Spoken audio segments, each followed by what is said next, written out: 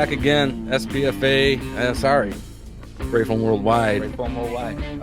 Carnival in Mall of America, 2024. Now, second one here in the hotel room. I got Tyler Fiske.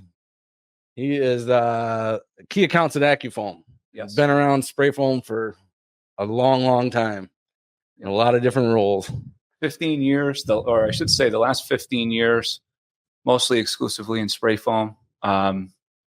Insulation my whole life. Family's been doing insulation since the 1950s. So I've worked for The 50s. the 50s. So insulation, not spray all of foam, it. but yeah. Not just spray foam. No, I've done every kind of insulation you could think of. I've installed most of them.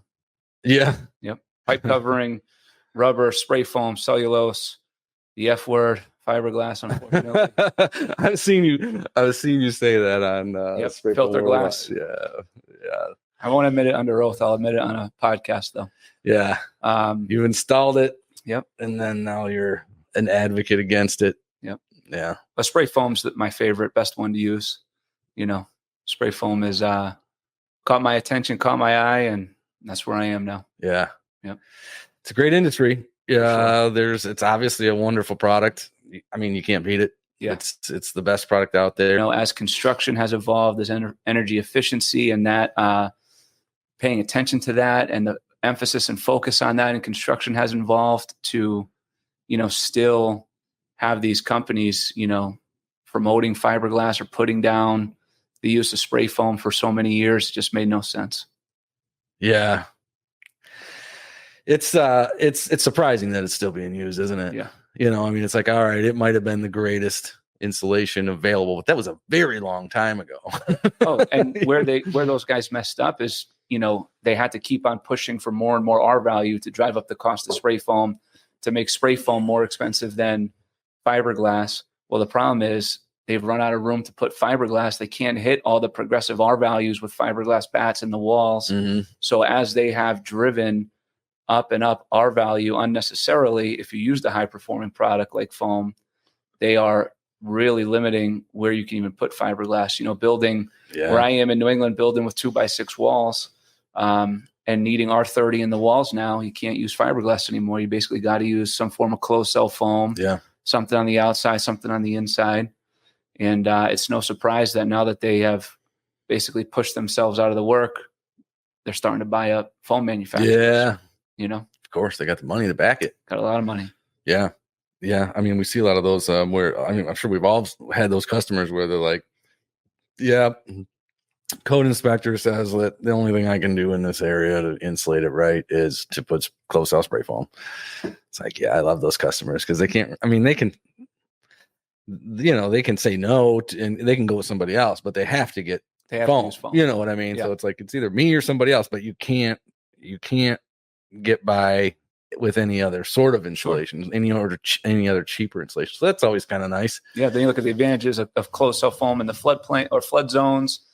You know, it really is the best stuff to use to insulate homes and buildings. Yeah. I mean, it's plastic, right? Like it's aerated plastic basically. So yeah. And that's kind of, for me, I'm like, whenever I someday maybe build a house, build a whatever. I mean, it's like, I always tell people it's build this stuff out of non-biodegradable stuff. If it's concrete and steel and plastic and glass, and just use as little of wood or any, not that fiberglass is biodegradable necessarily, but you can destroy it. It breaks easily. down over time. Yeah. I mean, you know, the bugs and animals and dust and whatever, I mean, or just compacted, you know, water, you get it wet and it's flat. And now it's like an R1. When you think about, you know, modern construction and the emphasis on air sealing and why would we continue to build homes with basically holes all along the ridge vent, soffit vent, gable vent, just for the free flow of air in and out of these buildings. Yeah. And it doesn't have to be that way. Why, knowing what we know now with building science and trying to make these homes super tight, why would we want to just allow the free flow of air in and out of a building? I mean, if you windows open and it's a nice day, you want them open or whatever, like that's fine. But you're intentional with that. Right. I am deciding to let the air in or out. But when you're building vented attic assemblies on houses, it's just the free flow of air coming and going all the time. Yeah. Why do we want to, how is that efficient? Yeah. It kind of reminds me of something that's a little bit off topic, but I have young kids and we we like to drive. I want my kids to see and feel what it's like to like drive around with the radio blasting the windows down. Yeah. Nobody does that anymore. No. All the cars have AC. It comes standard. Yep. And they all work. Like if it breaks, you get it fixed. Like back in the 80s or whatever, you would just, if it didn't stop working, that was the end of the AC for that car. So funny story about my dad. He used to tell me this story. He and his best friend, probably in the, I don't know, 70s, maybe, whenever it was, when they were just driving for the first time or got their cars or whatever. Yeah. They would drive around with the windows rolled up because they wanted everybody to think they had AC. Oh, and it would be in the summer. They'd be in there sweating, cool and sweat in this car, but they wouldn't roll the windows down because they thought when people saw them, man, they have AC in that car. Some money. They're rich. Yeah, something. That's like that. hilarious. Yep. Yeah. So my daughter, she kind of gets it. I mean, my son's ever since he was really, really little, he's like, Dad, do we have to go on the highway? And I'm like, yeah. He's like, why do we have to go on the highway? Well, it's because you get there a lot faster. And he's like, he didn't really want to be on. And it was the sound, it was the noise. So he obviously never liked it when the windows were down or, just loud music. But my daughter, she's like she's kind of got something in her from me. And she, that kind of thing, and she loves to crank. I mean, she's got her head out the window like a dog almost. I mean, she just loves it. Radio cranked, And so anyway, that was pretty far off topic from what you were talking about, the venting and all that. But it's got a little similarity, so I figured I'd throw it in there. No, so let's. So your key accounts with Accufoam. Yeah. Tell me about that job. So I cover the country, and I've got select groups that I work with. And then Spray Foam Worldwide being one of them. So if there's areas where we don't have people or where I can help our guys work with Spray Foam Worldwide members, that's what I do. I travel the country. Love it. Just in the last few weeks, I live in Rhode Island. Oh, I was going to a week or two ago, I was in every New England state but Maine over the week, and New York, Minnesota this week for Spray Foam Worldwide. Pennsylvania, Delaware, Maryland, coming up, Florida, Ohio, everywhere. Headquarters is in Alabama. I go to Alabama about once a quarter. So made in the U.S. product, Accufoam, But yeah, that's what I do. And I I guess you'd say the role is a sales role, but I feel like I don't ever do sales.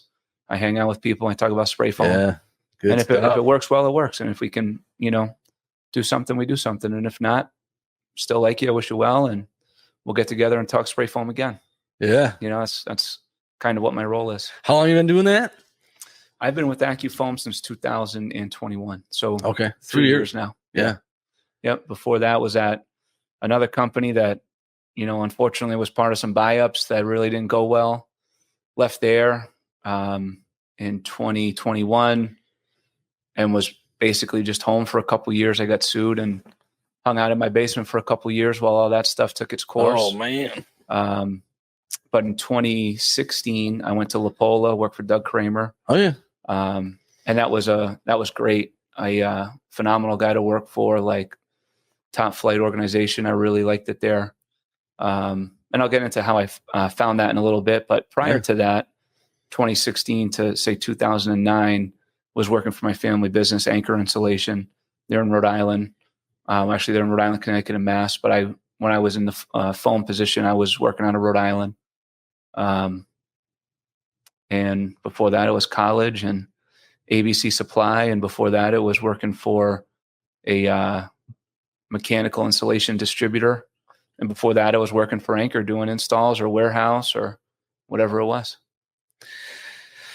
Pardon my ignorance, but mechanical insulation, I've heard that twice today, and I don't know if I'd ever heard that before. Okay. So we're talking about pipe covering, basically. Simple pipe covering. Oh, I get it. Mechanical. Yeah, so you're insulating mechanical rooms or hot pipes or cold pipes. I've insulated at power plants. Actually, my brother was insulating the pipes that run under the White House. Talk about crazy. In 2000, I want to say maybe 9 or 10, an earthquake hit DC, and my brother was under the White House when that happened, and they had to evacuate everybody out, and people are panicking and running out. He said it was one of the top 5 scariest moments in his life. I don't know what the other 4 were, to be, hundreds of feet underground when an earthquake hits, but that's the last place you'd want to be is underground during an earthquake. Yeah. But yeah, so my family's been insulating for a long time. That's just what we do. My grandfather's business cards, I got one of my grandfather's cards, my dad's cards, my card, but my grandfather's card says the Swedish Insulators. And that's kind of what my family's known for, is just insulation. So obviously you're Swedish. Your family is Norwegian, Swedish, Scandinavian for sure. The insulators. Yeah. Well, I mean, if any ethnic group is going to be insulators, it'd be the people that live in the coldest area. Yeah. Maybe they might be the best. Yeah. So I left, so I got, my family's rule was you couldn't just come out of college and work for the family business. You had to get outside experience. So that's a good rule. Yeah. During college, I worked for that's when I worked for Holman's, and they're a mechanical insulation distributor. Mm-hmm. I worked the warehouse and inside sales. Graduated college, went to work for ABC Supply. And then after a couple of years, my dad came to me and said, "Hey, we got an opportunity to do kind of operations manager, but scheduling crews, purchasing materials, all the stuff, scheduling, all the stuff related to that in the office in Connecticut." So I took that job and commuted from Rhode Island to Connecticut for a couple of years. And then my dad came to me and he said, "Hey, this is 2011. And he came to me and said, "Hey, I know spray foam's going to explode. It's going to be a huge part of our business." And we were moving foam at that point, but not like like we grew into.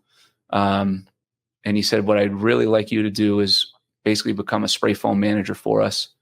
And the 3, tenets of that job were meet as many people as you can, learn as much as you can, make us the best that you can.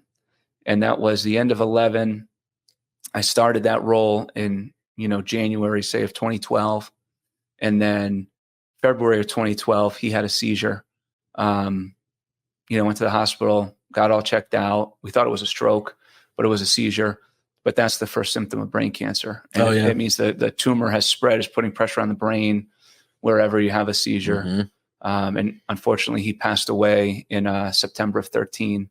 So not too long after. No, it's not a long survival rate on that. It's unfortunately, it's a pretty quick cancer. Yeah. So he passed away. And at that point, I kind of started to realize my future would be not on the contracting side. So through my involvement in SPFA, where I had been elected a couple times to the board of directors as a contractor, I started to get my name out there. And, 3 years later, just made a post on LinkedIn that I was looking for a change. What's out there, still working for the family business, and we're fine. They've, a year or two ago, they sold to IBP, but still close with my family. Doug Kramer reached out on LinkedIn when he saw my post, and he was like, "Hey, point blank, we want you right where you are." I had talked to one fiber company at the time that was also in foam. They've since left, but they said you'd have to sell foam and fiberglass. And I said, "I don't sell fiberglass." And they're like, "Well, we don't have guys that just do foam." And I said, "Well, that's fine. I'm just not going to work for you if I have to sell fiberglass, though." Wow. And didn't work for them. Had another company that wanted me to go out and be a tech. But I know enough to be dangerous, but not enough to be a tech. And Doug was like, point blank, right where you are, we want you. We'll carve up our territories to accommodate you. Let's figure it out. And I had known my boss, or the guy who would be my boss, Kurt, for a number of years, and went to work there. And it was awesome. It was, a great place to work. And I had never even done sales before. So, I'd done inside sales, but never outside sales. So to learn, get their guidance and understand how to, operate in the business, and how they were so accommodating. I didn't want a big territory. I wanted to figure out how to manage a territory before they gave me just a huge area. So they accommodated me and everything I was looking for. But went to work for Lapola in 2016. And I tell people, I was a icing contractor. At one point, we were the third largest in the country. And I say they missed me so much, they bought Lapola, because almost a year to the day I went to Lapola, we got merged with Icynene, and the company was Icynene Lapola. And then about 2 years after that, Huntsman acquired us. And then the rest is history, as they say. It's getting crazy out there right now when it comes to the like buying companies out. Like you can't even get used to a certain name. It seems like No, they're buying up names, they're losing gone good so people. fast. Yeah, buying up companies, losing good people. Yeah, getting rid of, mainstay names that are, and have been, in this business for a long time. It's how they're choosing to operate. You don't. One day you're spraying this brand, and then the next day it's the same drum, different name, that calling it something else. But hey, or you're spraying the same brand, 1 week apart, and they're completely different foams. Yeah. It's really getting, I mean, I've only been in this for about 5.5 years. Okay. But I've seen a ton, and the writing's on the wall for so much more. Yeah. Yeah. You just go, you make your head spin, just like, but I get it. They're all figuring out that this is not just the future of foam, the future of building. Yeah. Foam is the future of building. It's not just the future, but it's going to be the only. Yeah. It's going to be pretty much one of the only insulations. I mean, fiberglass is going to be gone eventually. It's just a matter of when. It's tough for fiberglass to really gain market share, right? Because it's already such a high percentage of the overall insulation used that it's really tough to maintain that. Then when you look at, there's basically 4 big fiber manufacturing companies, and, somehow they all put out price increases quarterly, all together, all in line, all about the same percentage. It's kind of like, year after year, quarter after quarter, every time, how is that product still being used to the degree it is? You look up, or if you look at the percentage, it's gone up since, say 10 years ago. The installs are going up, foam's gone up, but not to the degree and percentage that, the fiber products have, coupled with just not being able to, there's no way to get more R value out of fiberglass. It's not like you can make you can't make it fluffier. Can't make R21 bad any thinner, because any thinner, it's not going to be R21. Right. So how do they do that? It's foam's just growing and growing. Yeah. And, I mean, the thing is with energy and something I kind of talk about with my potential customers is you can build this house now however you want, but you're going to have to live with your decision for the lifetime that you own this house. So if energy all of a sudden goes crazy, let's say whatever happens and energy gets very expensive, which there's been times, some of those years, you remember, like 5, 6, 7, 8 years ago, so we had the polar vortex, the first time you ever heard of a polar, like, what is that? And then all of a sudden it's a household name. Everybody knows it. And like propane, holy cow, that went like nuts. The cost of propane, like dang, you're doubled. And that's when you have to live with that decision, especially. But like, even, or if you have a car and you're driving around and it gets 30 miles a gallon versus a car that gets 10 miles a gallon. If gas goes to crazy prices, which we've seen, it's now, it's pretty expensive, and it's been worse. But you can't necessarily sell a house as easy as you can just sell that car or trade that car in, or you might take a huge hit on that one that gets 10 miles a gallon to buy that one that's 30, but it's not gonna ruin you. But yeah, with a house, it's different. You may say, well, you may have built this house in a place that is exactly the place you wanted. It's your dream house. It was your forever home. But if you're not going to want to sell that, because you're going to leave it to your family and it be a can't family hardly legacy. afford to heat it. Yeah, and it's just the materials in it are breaking down over time. Right. The insulation is obviously, everything needs upkeep, but you can't upkeep the insulation in your walls if it's without major demolition work to tear the walls down, unless you do spray foam. Yeah. And if you do spray foam to begin with, it's permanent. It's lifetime of the building. Exactly. It's not going anywhere. Yeah. It's in the same spot today it was yesterday. Yeah, and that's another thing is like when people build these houses and they're like, hey, I'm not gonna spend $25,000 or $35,000 or whatever it happens to be on all the spray foam. I mean, I'm talking about a modest average house. Sure. But then they're like, yeah, I want those $3,000 countertops or whatever. Yeah. It's like that countertop might look really pretty right now, but it is gonna be uglier than sin in 20 years. Yep. Because they're gonna consider that so outdated, in the cabinets and all that. All that stuff gets the flooring, all that stuff. They spend so much money on that, but that's gonna be ripped out, even if it's beautiful in 20 years, even if it's in really good shape. Sure. I mean, in 20 years, it's just going to be out of style, and they're going to be like out with the old, in with the new. And why don't you spend a little more money on something that you never replace for any reason? There's no reason to replace it. I don't think anybody ever regrets, insulating well. Yeah, for sure. You may regret spending a ton of money on crazy custom windows or, these countertops that, to your point, you replace, but nobody's like, you know what, we really, insulated too much. Yeah. Yeah. So you've been in spray foam for 5.5 years. How'd you get into it, or what got you into it? Yeah. So it's kind of a crazy story. I was working for AT&T as a technician, as a premise technician. So that's, the person that comes out and works on the box inside your house and all that stuff. I didn't love it. In fact, the corporate, the being owned and being a robot, I didn't like it. I mean, I was a robot. So I was like, there was one time I tried to get out of like being stuck in the ice. Okay. And I threw some cat litter stuff. It wasn't cat, it was sand. Okay. Sand that I had in the truck. I threw that on like the ground. No, it wasn't sand. It was concrete mix, but okay. It was dry. I threw that on there. I got right out. It was a 2-wheel drive, big old van. And I got yelled at for it. They're like, you should have called. You're supposed to go by protocol. You should have called the tow truck. Now that driveway is going to have concrete on it. I'm like, there was an inch of ice between the Yeah. So anyway, I got to the point where I just couldn't stand it. But I had some background in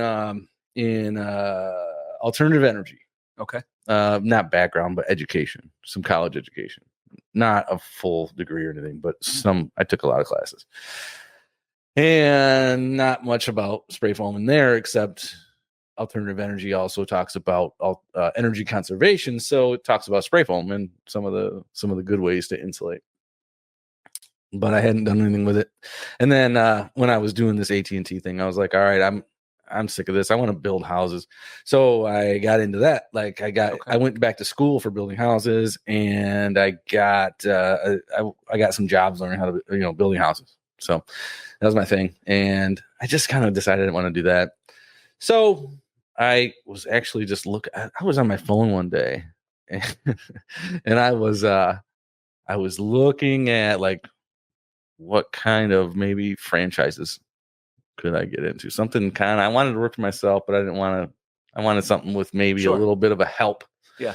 So I did that, and it wasn't any franchises in spray foam that got me interested, but for some reason I got interested in spray foam, and I just kind of ran down the hole, ran down the rabbit hole, and I went to a training, and I ended up buying a rig, and I hook, line, and sinker. Basically, my wife, she was working, she was the breadwinner, and I said, I think I want to get into spray foam, and she's like, yeah, I think you should do it. Okay. Yeah, and I'm like, because she was like, not usually that supportive. Okay. Hey, I want to go spend a ton of money on a truck and all this equipment and start a business I don't have much experience in. Exactly. She wouldn't normally be like, oh yeah, do it. She's like, she's like, you should do it. And I was like, what? Okay. So, because she really was hoping that I could figure something out to make enough money where she could stay home with the kids. Okay. She always wanted to be a stay-at-home mom and all that sort of stuff. And so she was like really supportive, and that was a good driver. That was a good, like, okay, if I got your support, then I'll definitely work at it. So I did it, and I mean, there's a lot of people out there who, are kind of just jumping in like I did, and maybe they're not that good, and I don't know how good I was in the beginning. I think my early foam didn't look great, but I'm hoping it was still doing its job just fine, but it wasn't terrible. I mean, I had a new rig. I had training. What's your rig? What I do was you got? using good foam. It's a Pro Foam. Okay. It's a diesel generator, Yep. 4-cylinder diesel generator, and a PH2. Yeah, I was gonna say PMC rig. Yep. Yeah. Yep. Great rig. Nice. Great rig. I mean, I'm happy with it. I mean, it's Yeah. held up for the time I've had it in Michigan, which, you get all that salt and not only that, it's kept outside. Okay. I got a big old slab of concrete, long story, but it's not even under shelter. Okay. And you're going winter time, it's getting a foot of snow on the roof. Yeah. I keep it heated to keep my foam warm, so it's melting off and all that. So it's held up pretty good. Okay. Nice. Shout out to Ted. Yeah, Ted and Richard. Yeah. Way to go, guys. Richard's cool. I like both those guys. Those guys are great. Yep. Absolutely. Yeah. Let me tell a story about Ted real quick. Okay, go for it. All right. Ted, if you're out there, I caught on to your antics. Ted's funny because if you see him at these events, he's always like, "Hey, how you doing?" And he'll talk to you for about, or at least this is what he does with me, which I figured it out after a while. For like a few minutes, he'll talk to you and catch up and whatever. But then he realizes that he's got to like see other people and meet other people because he knows a ton of people. Yeah. He's got a lot of people to see and talk to. So he's got to figure out an exit strategy. And so what he does is he'll be like, "Hey, Todd, he'll see someone that's not too far away. Hey, Todd, do you know this person?" And I'm like, "No." He's like, "Oh, yeah." And then he'll introduce us and he'll bust. Oh, yeah.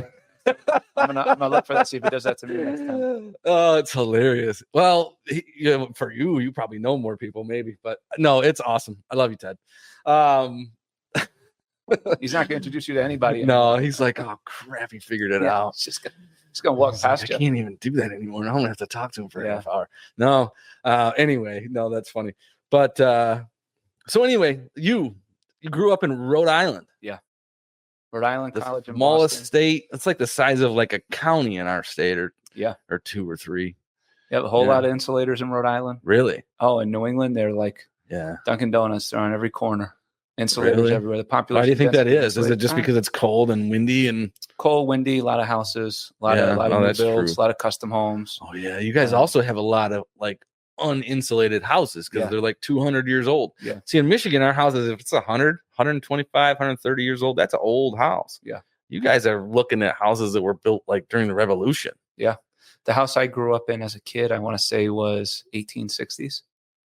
Oh yeah. So yeah. See, there wasn't a whole. There was houses in Michigan then, not many. Yeah. Very few. Yeah. But you can find houses in the 1700s, right? Yeah. 17. Oh, for sure. Yeah.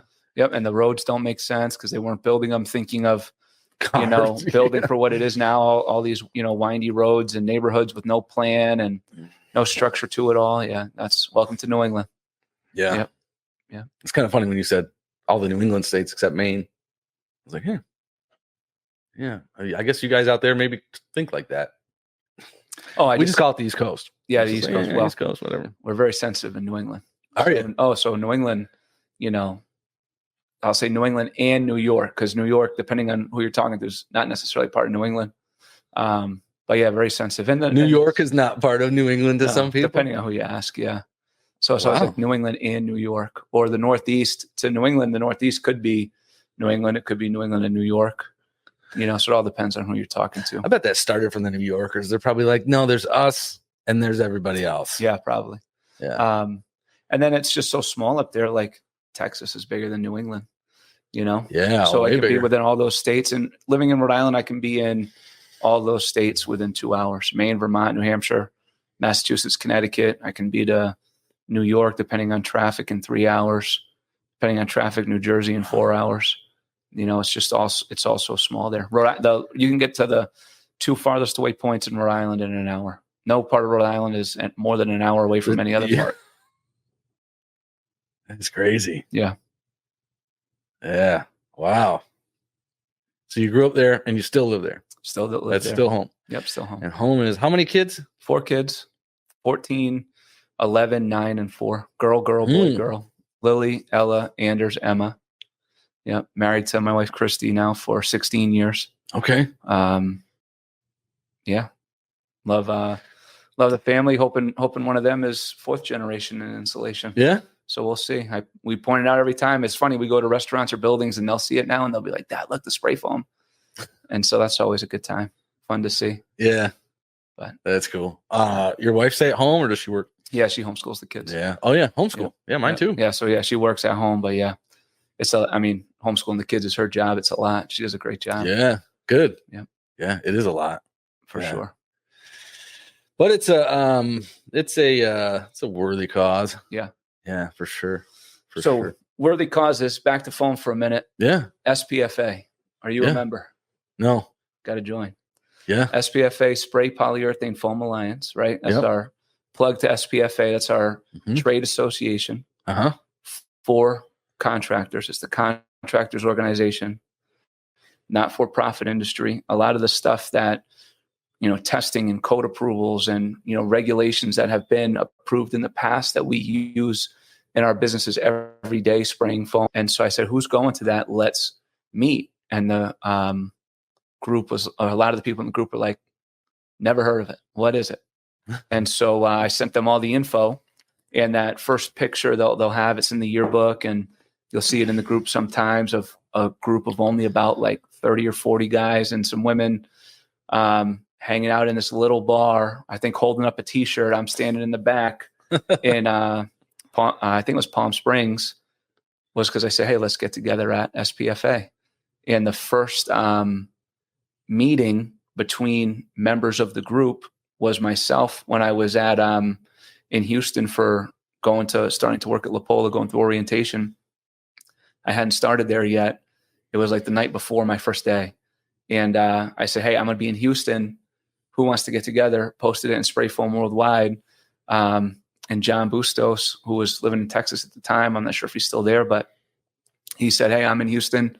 I'll come meet you for a beer or something. And he brought his business partner or somebody that works with them. And we had a beer and maybe dinner at the hotel bar. And that was the first Spray Foam Worldwide meet and greet or meetup. It was me and John.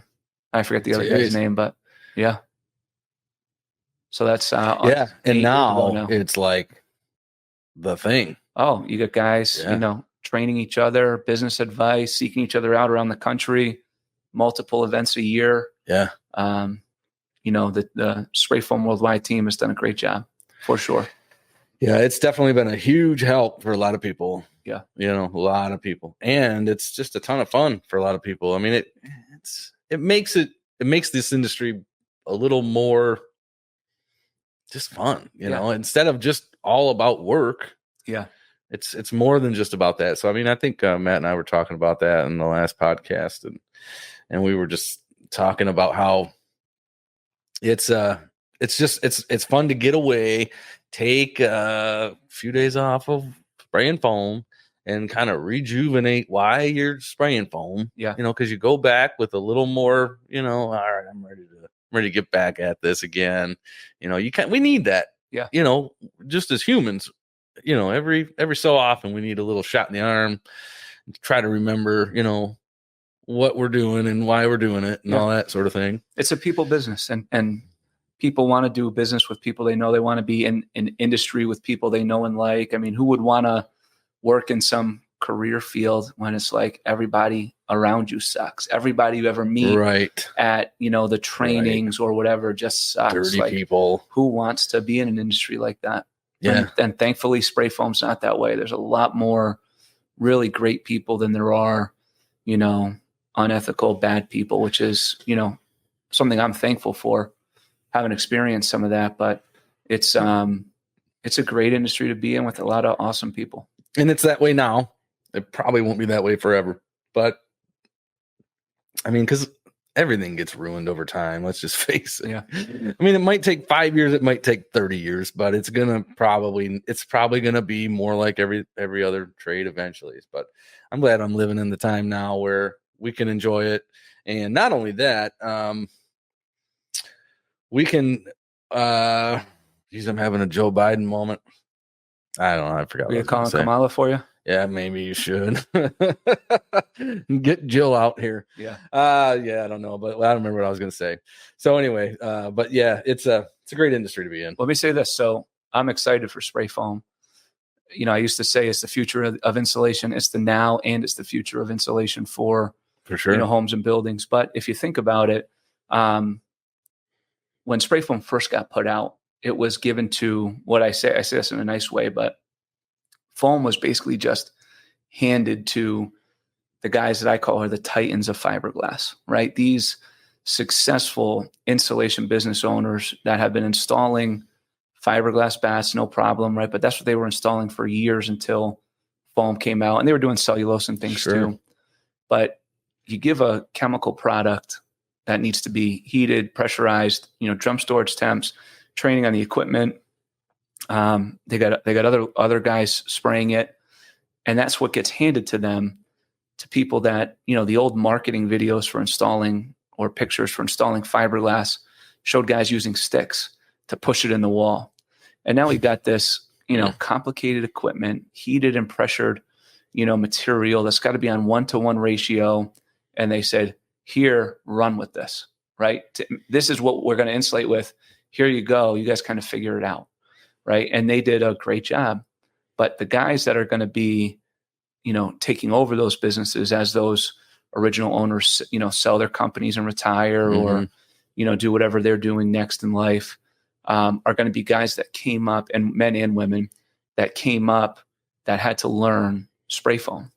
So this next generation, and it's really just starting to come to, fruition now, is going to be people with a keen understanding of spray foam that have worked with it for years. And they're going to be the men and women that are running these businesses. They're going to be setting the stage for, insulation going forward. You look at the team on the SPFA board of directors, the president, Ken Wells. It's a younger Congratulations, team. Ken. Yeah, congrats, Ken. Corey, the vice president out of Minnesota. Congrats, Corey. But it's a younger team that's going to be leading, the spray foam industry forward. And that's what their background is it's, foam and fiberglass instead of fiberglass. And, oh yeah, we got those drums and stuff over there that we let some other guys do. No, the next generation of leaders is keenly aware of foam. And I think the thing that also shows me that that's true is you look at, when you look at the fiberglass companies that are in spray foam, and you look at who's running the the fiber division, and who those sales guys are, versus who's running the foam division and who those foam sales people are. And there's got to be on average a 20-year age gap. When the guys that are, the foam department heads and salespeople, tech guys, whatever, for the foam divisions at these companies, they're younger people. Well, those are going to be the guys that eventually are running the whole insulation package for, fiberglass manufacturer X and Y, and eventually they'll all be in it again anyway. So it's exciting to see. I'm 38. It's going to be guys in my, or men. I say guys meaning men and women, but men and women, similar ages to me, over time are going to be the ones running these companies and the spray foam divisions of these businesses, soon to be the all-encompassing, insulation programs that these companies have, because I think they see it, because that's what's happening on the contractor side, is the younger men and women are taking the leadership roles at these businesses. They're given decision-making powers, and they have a really good understanding of spray foam. And that was not the case when foam was first introduced, up until very recently, where a lot of those, again, Citizen Goodwhite, these titans of fiberglass, successful company owners, they're starting to retire and sell or transition to their other family members. So I think, as explosive as foam is going to be, just with the building code requirements, I think as that next generation, and it may be like kind of third generation almost, or third iteration of leaders, that it's really going to be, most everything's going to be done with a foam first preference. Companies that are just fiber only are going to be, struggling, or they're going to have to add it. If you're an insulation company and you're not doing foam right now, you're going to be adding it sooner than later. Yeah. You can say no, but you are. We've seen a lot of that over even just the time that I've been in 5.5 years. I've seen a lot of companies that didn't do spray foam back then that have finally gotten onto it. It's like, well, you kind of have to. But they told me in the beginning, they're like, yeah, you can't do just spray foam. Yeah. You got to do all the other stuff. And in a way, they're kind of right, because I lost a lot of jobs because I didn't want to do the cellulose, didn't have the equipment, didn't want to get that crap all over my skin, this fiberglass. And I'm like, no, I'm just going to do straight closed cell. I didn't even want to do open cell. I mean, I live in the north of Michigan. I'm like, I'm not even going to do open cell. I'm just going to do, and it was tough. Yeah, it definitely was. But it worked out okay because I'm a one-man show. If I tried to run a whole company on closed cell, it wouldn't happen. It just wouldn't happen. But also with what you're saying too is, I mean, one thing you got to think about is, I mean, I know spray foam's been around for many years, but not really used that much, not popular. In a sense, you could say that you know who invented spray polyurethane, by the way? What's that? Do you know who invented spray polyurethane? Yeah, Bayer.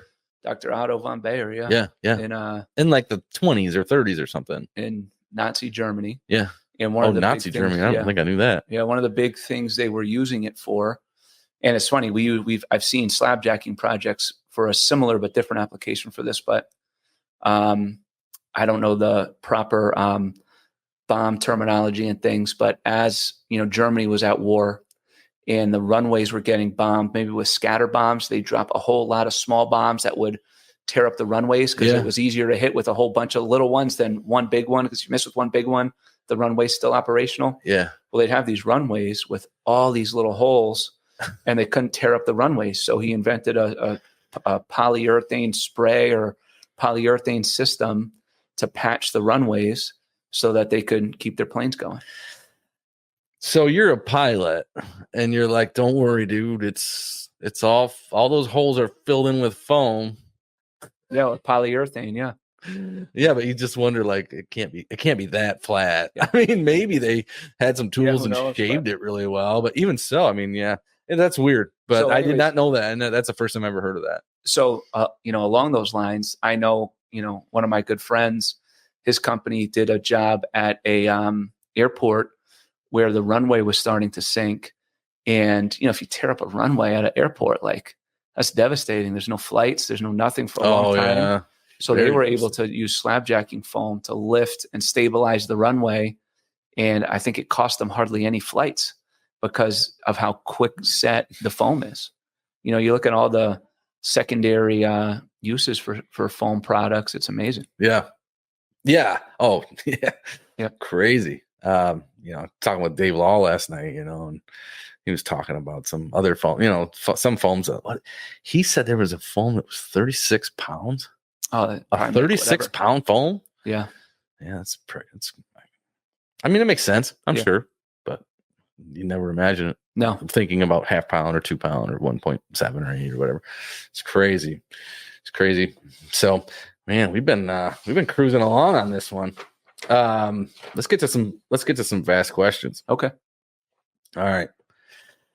Rhode Island, I'm thinking, what's your favorite ice cream? Man, something with peanut butter.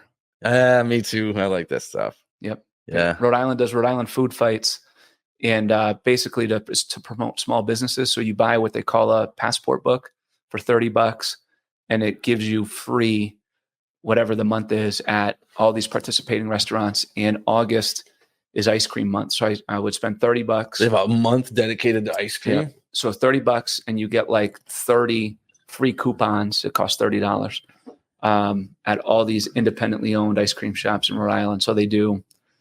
Let's see. I think January is wings. February is donuts. March is like sandwiches and craft beer. Forget what April is. May is burgers. June maybe off. July is iced coffee. August is ice cream. Then they got like taco month, vegan month, pizza month. Same thing. You buy a coupon book and you get free pizza at all these participating restaurants. Pretty cool. You're gonna get me to call a realtor. I'm moving to Rhode Island. There you go. That's cool. Yep. But yeah, something with ice cream with peanut butter. Yes. So what's a flavor with peanut butter? Like Reese's, peanut butter swirl. I lost a lot of weight. My go-to ice cream now usually is a brand called Nick's. It's keto ice cream. Oh, Low carb ice cream, real good. And I get like the chocolate peanut butter cup there. So how much weight you lose? 100 pounds. Really? Yeah. Wow. Yep. All doing low carb. Mostly cut out the alcohol. Eat low carb foods. I didn't any kind of low carb diet you could think of. They're all really just different types of low carb. Exercising a lot? Just walks. Just walks. That to lose the weight, it was, very strict diet and go for walks. A little bit of working out, but I had how long did it take you to lose that? 2 years. Wow, that's not bad. Yeah. 100 pounds. Yep. Yeah. You could pick up 100 pounds, you'd be like, no way did I carry that everywhere I went. Oh yeah. That's a lot of weight. Yeah. Jeez. Yeah. All right. What's the coolest thing you ever sprayed? We did back in the day, we did a assisted living facility where the people there were in terrible health and they were, really on the decline. And they kept getting ice damage or water damage from that. Their sprinklers would freeze, which would pose a safety risk were there to be a fire. So what I did was I brought in. So they were sick because of the ice dams. No, they were in there in very poor health. Okay. But should there have been a fire or something, the sprinkler systems would freeze. They could burst. Oh. And they wouldn't be able to put out a fire. Plus, they're having water damage and mold from ice dams and everything. So I brought in an industrial hygienist I knew because I've participated in a number of studies on foam from the health and safety perspective. Brought in an industrial hygienist that I knew who worked at UMass Lowell. And we did pre-air monitoring baselines before we ever pulled the trigger once for multiple days. These devices were in there pulling the air. So we knew what was in the air before we ever set foot in there. Yeah. Then we cut out the building was kind of, if you're looking down on it, it looked like a sideways H. We cut out two with a angled, just two-sided roof. We cut out 2 4x4 squares on each side at one end, each side at the other end. We installed 4-foot round fans in those holes, 2 blowing out, 1 blowing in, and then we would use one of the 4 holes for the crew to come in and out of. And we would have all the patients out for the day, and we would vent. I forget what the ventilation rate we achieved was, but it was astronomical how much air we were moving through that attic space to allow that foam to cure, pull the off-gassing out. And then we would stop, say we'd start spraying at 9, we would stop spraying around 3. The people would come back in around 5:30, and we were doing air monitoring samples in the attic while we were spraying and on the floor below. And within 2 hours, all the air had gone back to baseline numbers after spraying foam the whole time. We were the only contractors that could even conceptualize how to do a project like that. How many days in a row did you have to do that? It was a lot of days. It was a big building, number one, but number two, we couldn't do it when it rained because we had to have the holes covered on the roof. Oh. So we had a couple days cut short, a couple days where we couldn't work at all because, we can't have the attic open to the rain. And when I'm telling you, this was moving a lot of air, I was getting in, what was it? They were painting right near one of the fans, the fan that was blowing the air in. They were painting near it. And I was about to come in and I saw the paint like it was going to come out of the hole and like coat me. And then I literally watched it get sucked away from me. Like it was coming towards me and then watched it get sucked away from me. And I looked way down the other end of the building and I could see the paint being spiraled out through the fans because it was under that much of a negative pressure that everything in there was getting totally pulled out. We removed all the fiberglass, sprayed foam in the roof deck, put DC 315 on it for the thermal barrier. And we did not get one odor complaint, not a single complaint. They haven't had any issues with icicles or water damming that I'm aware of since then. No more frozen sprinklers. We ran, even after the project was done, we kept those devices monitoring the air. Never once did it pick up any isocyanate or any TCPP or any chemicals in the air on the floor below the attic space where we were working. And it was only a single floor attic space. We're spraying the roof deck. None of the off-gassing made it into the space where patients and doctors and nurses were, per the devices that we had monitoring the air in every room above where we were working. So that's probably the coolest job I did. Yeah. And I got to design the system, bring in the experts, come up with the plan and the layout for how we're going to do it, and worked with our team to see it through. But that was probably the coolest job I worked on. Yeah. That's something to put on your resume right there. Yeah. Yeah. That's, there's a lot that goes into that. Yeah. Yeah. What were the old folks doing during the day? Oh, they took them to different, they didn't evacuate the whole buildings, just the wings where we were working. So whatever they did in the other wings, they were doing, and they took them to, maybe they went with family. Maybe they went to see a certain thing. If it was a nice day, they were outside for a lot of it. Go see a movie, but they were doing something else. They kept them busy. Yeah. Yeah. Yeah. Well, cool. That's an awesome job for sure. You ever won anything at a spray foam event? I don't know if you probably haven't been able to enter the last few years. Yeah, so this is my first Spray Foam Worldwide event. This is your first? I've been home with COVID. Spray Foam Worldwide, first out of the last three. You mean the first Minnesota? Okay. Yeah. But I think one of the first contests Spray Foam Worldwide did before they did these events was vote for your favorite manufacturer's rep in the group. And it came down to Cole Fletcher and I. Shout out to Cole, one of my good buddies. But I won that vote for favorite rep in the industry. Oh, awesome! So, yeah, that's probably. I've won awards at different Isoning shows, but where it was really something, since I've been on the manufacturing side. Yeah. I don't enter in the prizes or giveaways. I like the contractors to get all that stuff. But that was something I did win through Spray Foam Worldwide. I've got that. I think it's a plaque. I've got that in my office. Nice. Yep.